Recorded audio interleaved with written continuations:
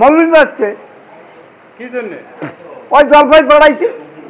লালমনিরহাটের হাতীবান্ধা উপজেলার সিঙ্গিমারি ইউনিয়নের দারুল উলুম পানাতিপাড়া হাফিজিয়া মাদ্রাসায় 4 শিক্ষার্থীকে বেধড়ক মারধরের অভিযোগ উঠেছে মাদ্রাসার শিক্ষক গফুর আনোয়ার হোসেনের বিরুদ্ধে। স্থানীয় সূত্রে জানা যায়, কয়েকজন শিক্ষার্থী মাদ্রাসা প্রাঙ্গণে থাকা একটি গাছ থেকে জলপাই পেড়ে খাওয়ায় হুজুর আনোয়ার হোসেন ক্ষিপ্ত হয়ে তাদের উপর শারীরিক নির্যাতন চালান।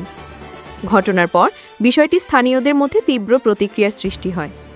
পরে স্থানীয়ভাবে বিষয়টির মীমাংসা করা হয়। তবে ঘটনাটির তদন্ত শেষে মাদ্রাসা কর্তৃপক্ষ হুজুর আনোয়ার হোসেনকে প্রতিষ্ঠান থেকে বহিষ্কারের সিদ্ধান্ত নেয় বলে জানা গেছে। পাবলিক বাংলা, লালমনিরহাট। আসসালামু আলাইকুম ওয়া রাহমাতুল্লাহি ওয়া বারাকাতুহু। দারুল উলুম হাতীবান্ধা হাফিজিয়া মাদ্রাসা বড় হুজুর আমি ওখানকার। আমার সহকারী শিক্ষক আমার অনুপস্থিতির কারণে একটা ছাত্রকে একটু শাসনটা বেশি করার কারণে অভিভাবক এবং এলাকাবাসী একটু সমস্যা করেছিল। তা আলহামদুলিল্লাহ অভিভাবক এবং এলাকাবাসী সবাই মিলে এবং হুজুর মিলে এটা ইনশাআল্লাহ সমাধান হয়ে গেছে। আপনারা মাদ্রাসার দিকে সদৃষ্টি রাখবেন এবং যে হুজুর এই সমস্যাটা করেছে, হাফেজ সাহেব সমস্যা করেছে, ওই হাফেজ সাহেবকে মাদ্রাসা থেকে বহিষ্কার করা হলো।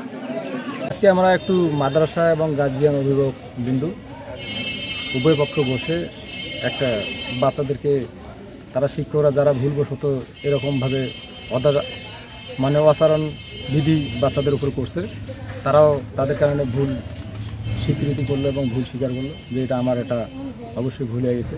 কিন্তু বাচ্চা যেহেতু ওরা শিক্ষক, সেই অভিভাবক কিন্তু আমরা তাদেরকে ক্ষমার দৃষ্টিকোণ থেকে যে বাচ্চারা যাতে সঠিকভাবে তাদের সামনের দিনে এগিয়ে যেতে পারে, তার জন্য বিষয়টা বাড়াবাড়ি না করে আমরা একটা সঠিক নির্দেশনা অনুযায়ী সবার সাথে মত বিনিময় করে আমরা একটা সঠিক সলিউশনে আসলাম। সবার দোয়া কামনা করে আমরা একটা পারিবারিক বসে একটা সঠিক সলিউশন নিয়ে আসলাম। এখানে সবাই আলহামদুলিল্লাহ আমরা এখানে ফয়সালা নিয়ে আসলাম। এখানে আর এরপরে কোনো প্রকার আমরা এখন চিকিৎসাধীন অবস্থায় আবার পূর্বের নয় আবার বাচ্চাকে নিয়ে আবার মেডিকেলে যাচ্ছি। মেডিকেলে যাওয়ার পরে সুস্থ হয়ে গেলে আবার পুনরায় তাকে শিক্ষা প্রতিষ্ঠানে ফেরত পাঠানো হবে।